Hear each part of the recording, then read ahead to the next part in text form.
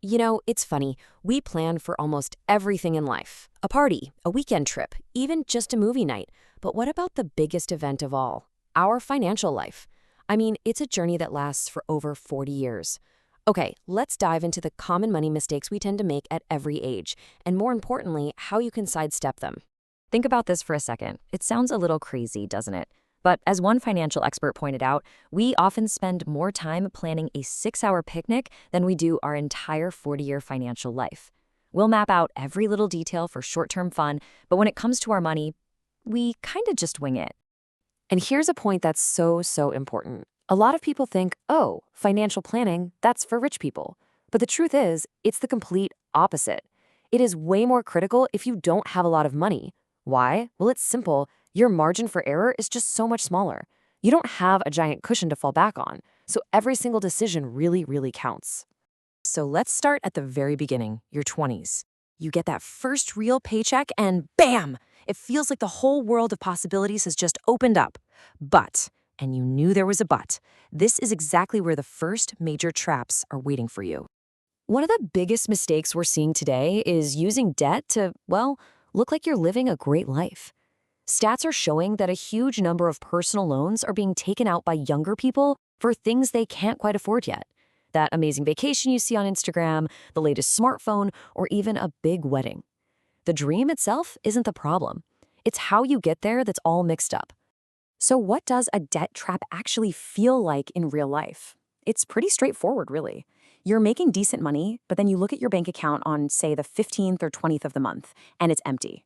You end up having to pull out the credit card or borrow more just to survive until the next paycheck. And that, my friends, is a really dangerous spiral to be in. But here's the thing. The fix for this is surprisingly simple. All you have to do is flip the script. Instead of buying that iPhone and then paying the EMI every month, do the exact opposite. Save that same EMI amount every month, but do it first. Let the cash build up and then go buy the phone. Yeah, you have to wait a little bit longer, but trust me, you are going to enjoy it 1,000 times more when there's no debt hanging over your head. All right, so now let's jump ahead to the next decade, your 30s. People often call these the squeezed years, and for good reason. Think about it. You might be married, maybe you have kids, your own parents are getting older. All of a sudden, your money isn't just your money anymore. Your responsibilities have exploded. Now, the cool thing about your 20s and 30s is your income is probably shooting up pretty fast. You could literally quadruple your salary. But here's the catch, and it's a big one. Your lifestyle shoots up right along with it. Your spending keeps pace with your earning, and a lot of people wake up and realize they aren't saving nearly enough, even though they're making way more money. Sound familiar? And this quote just hits the nail on the head. See, those little money habits you picked up in your 20s, they don't just magically vanish. No, they get magnified. A small mistake at 25, well, that's on you. But that very same mistake at 35, now it's affecting your partner, your kids, your whole family's future. Okay, now let's talk about the big leagues, the two giant financial chess moves of your life. Buying a house and planning for the finish line, retirement. And getting the timing on these right, it's absolutely everything.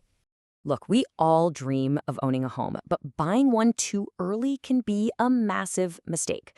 For a lot of people, the sweet spot is actually between 35 and 40. Why then?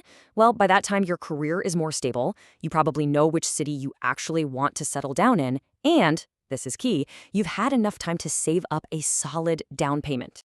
Okay, so let's shift gears to retirement. You've probably heard of this rule of thumb before. It's called the 25X rule. The idea is pretty simple. You need a retirement nest egg that's 25 times what you spend every year to live comfortably. It's a really good starting point for your planning. But, and this is a big but, is that simple formula really enough? What happens when life throws you a curveball? Like a major medical emergency or some other huge unexpected expense. Suddenly, that clean math doesn't look so simple anymore, and that nest egg could be at risk. And that brings us to retirement itself. You've spent decades building up this money. Now, the new challenge is making sure it lasts for the rest of your life. And this, right here, is where some of the most expensive and often irreversible mistakes are made. Let's walk through 4 of the most common traps. First, people get way too conservative with their money. Sticking it all in fixed deposits feels safe, right? But inflation is just silently eating away at its value. Second, they take that big retirement lump sum and use it to upgrade to a fancier house. Third, they get suckered into risky, illiquid investments, like a random plot of land that you can't easily sell when you need the cash. And the last one, and this is a tough one, they help out their kids financially without making sure they themselves are secure first. And listen, this next piece of advice is so practical, so important. If you do decide to help your kids buy a house with your retirement funds, please make sure your name is legally on that property. This isn't about not trusting them, it's about having some recourse, a way to protect yourself and the money you need to live on, just in case. Now, it's easy to think, well, if I were rich, I wouldn't have any of these problems. But here's a little secret. Rich people make big financial mistakes too. Their problems are just different. They're usually driven by ego and things getting way too complicated. So when you have a lot of money, people start trying to sell you these fancy, exclusive products with complicated names. They'll tell you it's much better than a regular old mutual fund. But the reality is, a lot of these products have hidden risks. It's hard to see what's really going on, and it can be tough to get your money out when you need it. And the craziest part? After you pay all the high fees and taxes, they often don't even perform any better. And that leads to a really crucial shift in mindset. Once you've actually built up some serious wealth, the game changes. Your main goal shouldn't be to aggressively grow your money anymore. The new game is about protecting what you already have. It's about capital preservation, not just multiplication. So what does this all boil down to?